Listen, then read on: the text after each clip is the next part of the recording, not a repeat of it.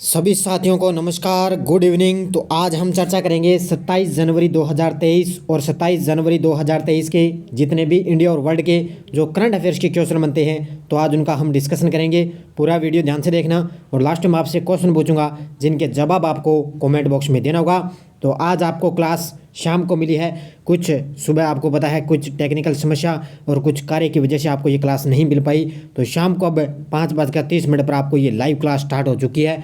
तो आज हम पढ़ेंगे गणतंत्र दिवस पर पद्म पुरस्कारों की घोषणा हो चुकी है, इसकी हम चर्चा करेंगे। इसके साथ साथ में राष्ट्रपति ने 412 वीरता पुरस्कारों को भी मंजूरी दी है, इनकी आज चर्चा करेंगे। और स्पेशल आपके लिए आईसीसी वार्षिक पुरस्कार 2022 की भी घोषणा हो चुकी है। आज लगभग हम इस वीडियो में लगभग जितने भी पुरस्कार हैं, पद्म पुरस्कार, वीरता पुरस्कार, आईसीसी के पुरस्कारों से संबंधित है चर्चा करेंगे। तो एक बार सभी साथी सारे वीडियो को लाइक और शेयर करेंगे और स्टार्ट करें आज की क्लास। और पीडीएफ आपको इसकी शाम तक टेलीग्राम पर मिल जाएगी। वीडियो के डिस्क्रिप्शन में टेलीग्राम का लिंक है, वहां जाकर इसकी पीडीएफ आप डाउनलोड कर सकते हो। तो स्टार्ट करें। पहला क्वेश्चन देखिए आज की क्लास का, सबसे स्टार्ट करते हैं। 74वें गणतंत्र दिवस की पूर्व संध्या पर सेना के कितने जवानों को कीर्ति चक्र से सम्मानित किए जाने की घोषणा हुई है? तो आपको पता है उसके साथ साथ में 74वें गणतंत्र 26 जनवरी को अब की बार बनाया गया। इसी के उपलक्ष्य पर इससे पूर्व संध्या पर क्या है कि पद्म पुरस्कारों की घोषणा हुई। इसके साथ साथ में जवानों के लिए वीरता पुरस्कारों की घोषणा हुई है। तो इसमें कीर्ति चक्र से सम्मानित किया गया, ये भी घोषणा हुई है। और शौर्य चक्र से भी सम्मानित किए जाने की घोषणा हुई है। तो ये कितने जवानों को कीर्ति चक्र से सम्मानित किए जाने की घोषणा हुई है? ये हुई है, ध्यान रखना, 6। कितने? 6 जवानों को कीर्ति चक्र दिया जाएगा। अब देखो आपके लिए पूरी डिटेल मैं लेकर आया हूँ, बड़े शानदार। अब यहाँ से निश्चित तौर से आगे राजस्थान हाईकोर्ट एलडीसी है, चाहे सूचना सहायक भर्ती है, निश्चित तौर से यहाँ से क्वेश्चन करंट का बनेगा। देखो पूरी डिटेल। राष्ट्रपति द्रौपदी मुर्मू ने 25 जनवरी को 74वें गणतंत्र दिवस की पूर्व संध्या पर सशस्त्र बलों के कर्मियों और अन्य के लिए 6 कीर्ति चक्र और 15 शौर्य चक्र सहित 412 वीरता पुरस्कारों को मंजूरी दी है। तो ध्यान रखना, 6 तो दिए जाएंगे, 6 कीर्ति चक्र और 15 दिए जाएंगे शौर्य चक्र। टोटल कितने हो जाएंगे? 412 वीरता पुरस्कारों को मंजूरी दे दी है। अब देखो इनमें 4 मरणोपरांत सहित 6 कीर्ति चक्र दिए जाएंगे और 2 मरणोपरांत सहित 15 शौर्य चक्र इसमें शामिल है। अब ये ध्यान रखना है, जो ये 6 कीर्ति चक्र है ना, ये 4 तो ध्यान रखना इसमें मरणोपरांत दिए जाएंगे और 2 व्यक्तियों को अलग इसमें दिए जाएंगे, तो 6 हो गए। और जो 15 शौर्य चक्र दिए जाएंगे ना, उनमें 2 लोगों को, 2 मरणोपरांत लोगों को ये अवार्ड दिया जाएगा। अब देखो आगे, कीर्ति चक्र अशोक चक्र के बाद भारत का दूसरा सर्वोच्च वीरता पुरस्कार है। शौर्य चक्र देश का तीसरा सर्वोच्च वीरता पुरस्कार है। सबसे टॉप पर होता है जो सर्वोच्च पुरस्कार है, वो होता है अशोक चक्र, उसके बाद में होता है कीर्ति चक्र, फिर होता है शौर्य चक्र। ये शौर्य चक्र है, ये देश का तीसरा सर्वोच्च वीरता पुरस्कार है और कीर्ति चक्र दूसरा है और पहला हो जाएगा अशोक चक्र। अब देखो कीर्ति चक्र पुरस्कार विजेता, अब ये 2 में इंपॉर्टेंट है, ये आपके लिए मैं लेकर आया हूँ। एक तो दिया गया है डोगरा रेजिमेंट के मेजर सुबंग भारतीय सेना से, इनको दिया गया, और भारतीय सेना से राजपूत रेजिमेंट के नायक जितेंद्र सिंह हैं, इन दोनों को दिया गया है। और बाकी मैंने आपको बताया कि 4 लोगों को क्या है मरणोपरांत कीर्ति चक्र दिया गया है। वो 4 लोगों को मरणोपरांत कीर्ति चक्र दिया गया और ये इन 2 लोगों को ये दिया गया है। ध्यान रखना, एक तो मेजर सुबंग और राजपूत रेजिमेंट में जितेंद्र सिंह, इन 6 लोगों को क्या है कीर्ति चक्र दिया गया है और 15 लोगों को क्या है शौर्य चक्र से सम्मानित किया गया है। अब देखो अगला क्वेश्चन, गणतंत्र दिवस पर राष्ट्रपति ने 2023 के लिए कितनी हस्तियों को पद्म पुरस्कारों से सम्मानित किए जाने की घोषणा कर दी है? अब वो तो थे वीरता पुरस्कार, अलग अलग सेना के जवानों को दिए गए। अब हम चर्चा करेंगे पद्म पुरस्कार दिए गए हैं, जिसमें पद्म विभूषण है, पद्म भूषण है, पद्म श्री है, ये अवार्ड इनको सम्मानित किए गए। तो ये दिए अब की बार 106 हस्तियों को ये अवार्ड दिए जाने की घोषणा हुई है। अब देखो पूरी डिटेल। 25 जनवरी की शाम को राष्ट्रपति द्रौपदी मुर्मू ने कुल 106 पद्म पुरस्कारों की घोषणा का ऐलान किया है, जिसमें से 6 पद्म भूषण, 9 पद्म भूषण, ध्यान रखना 6 पद्म विभूषण, 9 पद्म भूषण और 91 पद्म श्री दिए जाएंगे। बाकी आपने पूरी डिटेल पढ़ ली होगी। तो 6 पद्म विभूषण ध्यान रखना और 9 पद्म भूषण और 91 पद्मश्री दिए जाएंगे। और इन पुरस्कार पानों में ध्यान रखना 19 महिलाएं शामिल है। कितनी? 19 महिलाएं इसमें शामिल है और 7 लोगों को ये मरणोपरांत ये सम्मान के लिए चुना गया है। तो 19 महिलाएं होगी, 7 लोगों को ये मरणोपरांत अवार्ड दिया जाएगा। और इस सूची में विदेशियों, NRI, PI, OCI श्रेणी के 2 व्यक्ति भी इसमें शामिल, यानी कि विदेश से जो संबंधित है इसमें 2 व्यक्ति भी शामिल है। अब हम आगे चर्चा करते हैं किन किन को ये दिया गया है। देखो, हाल ही में किन व्यक्तियों को मरणोपरांत पद्म विभूषण 2023 पुरस्कार से सम्मानित किया जाएगा। अब ज़्यादा आपको पढ़ना क्या है, पद्म विभूषण जो कितने व्यक्तियों को दिया गया, ये 3 और 3 6 व्यक्तियों को दिया गया। ये आपके लिए 6 के 6 नाम आपको याद रखने, ध्यान रखना, आगे एग्जाम में ज़रूर यहाँ से क्वेश्चन टपकेगा।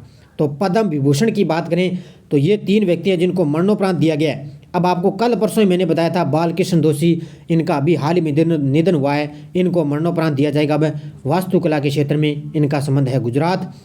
और दिलीप महालनाबिस, इनको मरणोपरांत दवा में तो पश्चिम बंगाल से इनको भी दिया जाएगा। और मुलायम सिंह यादव मरणोपरांत सार्वजनिक मामलों में उत्तर प्रदेश से संबंधित इनको ये अवार्ड दिया जाएगा। तो इसका राइट आंसर हो जाएगा उपरोक्त सभी। तो इन तीनों को क्या है, एक मरणोपरांत अवार्ड दिया जाएगा। अब देखो 3 और कौन है, किन व्यक्तियों को पद्म विभूषण 2023 से पुरस्कार से सम्मानित किया जाएगा। टोटल 6 लोगों को दिया गया, जिसमें 3 मरणोपरांत आपको मैंने बता दिया। अब 3 बचे हुए देखो कौन कौन है। श्रीनिवास वर्धन विज्ञान और इंजीनियरिंग क्षेत्र में अमेरिका से इनको दिया गया। जाकिर हुसैन कला के क्षेत्र में महाराष्ट्र से इनको दिया गया। MM कृष्णा सार्वजनिक मामलों से कर्नाटक से इनको दिया गया। अब ध्यान रखना, श्रीनिवास वर्धन है, जाकिर हुसैन है और SM कृष्णा है, इन तीनों को अवार्ड दिया गया। इनको ध्यान रखना, इसका राइट आंसर उपयुक्त है सभी। तो 3 तो ये हो गए और ये 3 ऊपर वाले हो गए जिनको मरणोपरांत ये जो है पद्म विभूषण ये अवार्ड दिया गया है। अब देखो आगे किनको ये कौन सा दिया गया है, ये देखो पूरा। हाल ही में किन व्यक्तियों को पद्म भूषण 2023 से सम्मानित किया गया। अब पद्म भूषण कितनों को दिया गया, तो ये दिया गया 9 व्यक्तियों को। कितने? 9 व्यक्तियों को पद्म भूषण दिया गया। अभी इनके नाम है आपको याद रखना है। एक तो है SL बेरपा, दूसरे हैं दीपक धर, तीसरे हैं स्वामी चिन्नाजियर, चौथे हैं कपिल कपूर, 5वें हैं कमलेश D पटेल, 6ठे हैं कुमार मंगलम बिड़ला, 7 नंबर है वाणी जयराम, 8 नंबर है सुमन कल्याणपुर और 9 नंबर है सुधा मूर्ति। अब ज़्यादा इनकी तो आपको डिटेल ज़्यादा पढ़ने की जरूरत नहीं है, बस इनके नाम आपको याद रखने हैं। बस एग्जाम में नाम ही आएगा भी किसको कौन सा दिया गया किसको नहीं दिया गया, ये इतना ही आएगा। और आपको पता है 91 व्यक्तियों को पद्मश्री अवार्ड दिया गया, ये आपको पता होना चाहिए। बस वो 91, बाकी इनके नाम आपको याद होने चाहिए। बाकी आप जो नाम ही बस इस पर आपको याद रखने हैं, बाकी आपको इसमें ज़्यादा गहराई से जाने की ज़रूरत नहीं है। अब देखो अगला क्वेश्चन क्या है। हाल ही में हर साल बजट पेश होने से पहले हलवा सेरेमनी मनाई जाती है, अब की बार ये कब बनाएगी। तो हर साल अभी आपको पता है 1 फरवरी आने वाली है, इसी साल में क्या है बजट पेश होने वाला है। जो हमारी वित्त मंत्री है निर्मला सीतारमण के द्वारा वो बजट पेश किया जाएगा। इस बजट पेश करने से पहले क्या है, एक हलवा सेरेमनी, इसका नाम क्या है, हलवा सेरेमनी मनाई जाती है। और ये अब की बार बनाई गई थी 26 जनवरी को। कब है? 26 जनवरी को। अब देखो पूरी डिटेल इसकी। 1 फरवरी को केंद्रीय वित्त मंत्री द्वारा बजट पेश किया जाएगा। मोदी सरकार के दूसरे कार्यकाल का ये आखिरी बजट होने वाला है। तो मोदी सरकार के दूसरे कार्यकाल में आखिरी बजट होगा।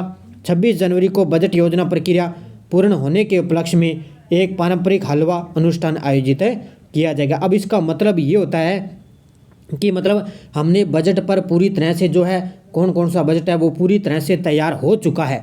ये तैयार पूरी तरह, जब बजट तैयार पूरी तरह हो जाए ना, उसके बाद में जो ये हलवा अनुष्ठान है ये उसके बाद में आयोजित किया जाता है। यानी कि सबका मुंह मीठा करवाया जाता है। सबके लिए आपको पता है हलवा बनाया जाता है, यानी कि मीठी, आपको पता है सीरो बनाया, कोई खीर बनावा है, कोई की बनावा है, तो हलवा आपको पता है ये मीठे के तौर पर ये बनाया जाता है। तो अब ये अभी 26 जनवरी को बनाया गया। इसका मतलब ये हो गया कि बजट पूरी तरह से तैयार हो चुका है। अब ये 1 फरवरी को पेश किया जाएगा।